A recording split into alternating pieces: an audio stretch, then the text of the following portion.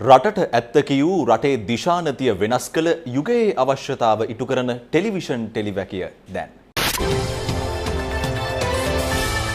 Television ටෙලිවැකිය. අද ලියන්නේ 724 වැනි ටෙලිවැකිය. ඔබ දන්නවා මා මේ ටෙලිවැකි 724 පුරාම ලිව්වේ මේ රටේ දූෂණ, වංචා, අක්‍රමිකතා ගැන කියලා. මේ ලස්සන රට කාබාසිනිය කරන්න උරදුන්න හොරු ගැන කියලා.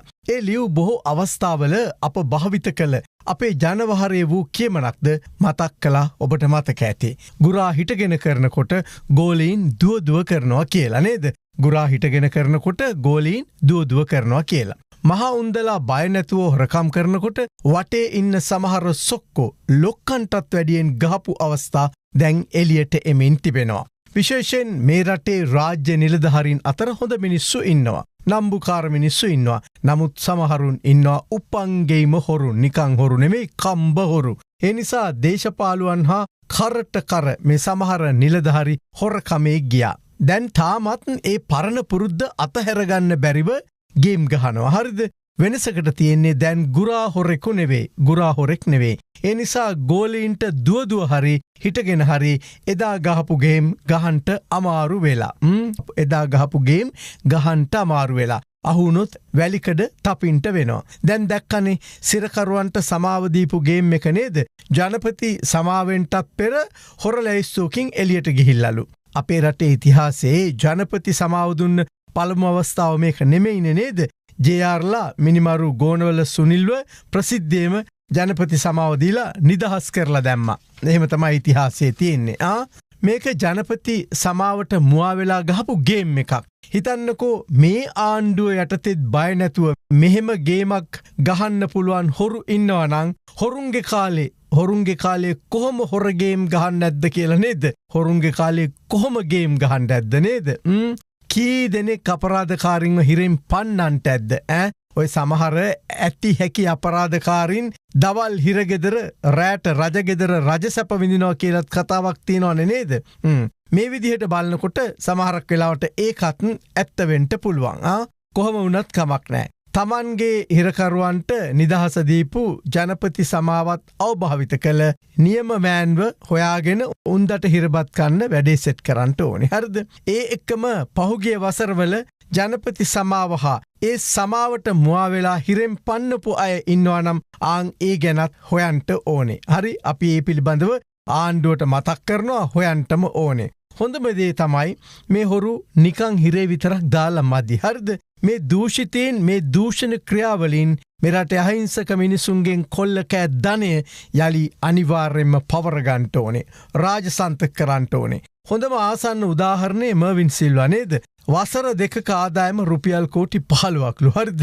හම්බ කළ විදිහ ඔප්පු කරන්නට බෑ. කොහෙන් ඔප්පු කරන්නට දප්පා අවුරුදු දෙක රුපියල් කෝටි 15ක් නේද? ඔය විදිහට තව එක අයගාව කීයක් ඇද්ද නේද? යාළු මිත්‍රින්ට තියාගන්න දීපු සල්ලි.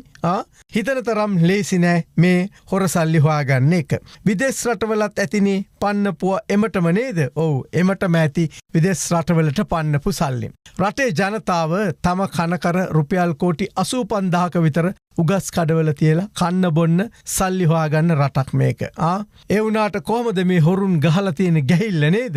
හිතන්නකෝ ගංවතුර පාලන ව්‍යාපෘතියක්. හරිද? ගංවතුර පාලන ව්‍යාපෘතියක්. ඒකේ සමාරම්භ උත්සවයට ඒ කියන්නේ නටන්න, ගයන්න, වයන්න ඒකට විතරක් ඒ උන්දලට රුපියල් කෝටි 27කට වැඩියෙන් ගෙවලා. හරිද?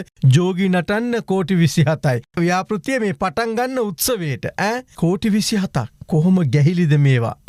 අර පහුගේ ජනාධිපතිවරණ සමයේ තරුණ සේවා සභාව මතකද? ඒගොල්ලෝ තියපු ප්‍රදර්ශන, සංගීත සංදර්ශන එහෙම නේද? ඒ ගැහිල්ල රුපියල් කෝටි 53කට වැඩි. දැන් ඒ මුදල නම් ඔය නිලධාරින්ගෙන් අය කරගන්නට කියලා විගණනයේ නිර්දේශ කරලා. හැබැයි මේ විගණන නිර්දේශයෙන් වැඩක් වෙයිද කියන එක නම් සැක සහිතයි. හරිද? එහෙම සැක හිතෙන්ට සාධාරණ හේතුවක් තියෙනවා. ඒකට හොඳම උදාහරණේ කිරිගවයින්ගේ කේස් එක. කිරිගවයින්ගේ කේස් එක. ලංකාවේ දේශීය කිරි නිෂ්පාදනය වැඩි කරන්නට කියලා අධියර කිහිපයක් යටතේ ඔය 2018 තමයි පටන් අරන් තියෙන්නේ. කිරි ගවයින් ගෙන්න සැලසුම් කරලා රුපියල් කෝටි 211ක් රජයට පාඩු කරලා තියෙනවා. පොඩි ගානක්ද දෙයනේ. රුපියල් කෝටි 211ක්. හරිද?